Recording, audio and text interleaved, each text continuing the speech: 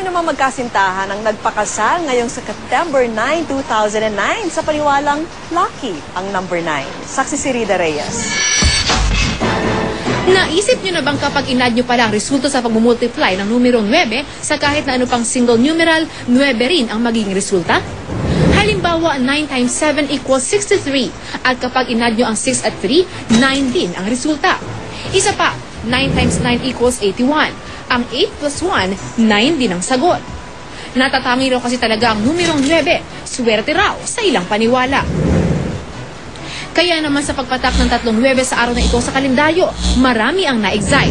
Pero ang magkasintahang Mark Bala at Rosabel Castillo, hindi lang sa mga numero nagmumula ang excitement.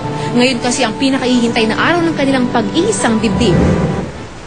At isa nga pambihirang pagkakataon ang pagpatak ng kombinasyong 3 9 sa kalendaryo.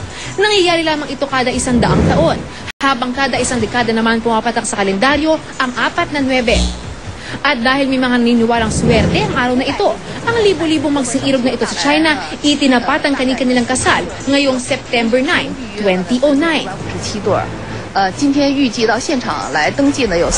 Pero paliwanag ng isang feng shui expert, hindi purong buenas ang hatid ng kombinasyong 999 sa Chinese calendar. Sobra-sobra raw kasi ang dami ng element na metal sa petsang ito, kaya hindi raw balanse ang mga elemento ng mundo. Lami-lami ang meta. Oo.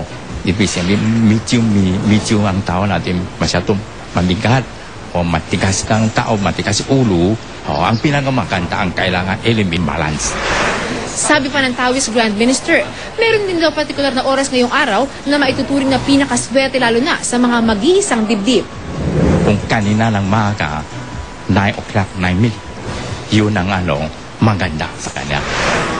Pero kahit alas 3 na ng hapon ikinasal, okay lang daw para sa ngayon Mr. and Mrs. Bala.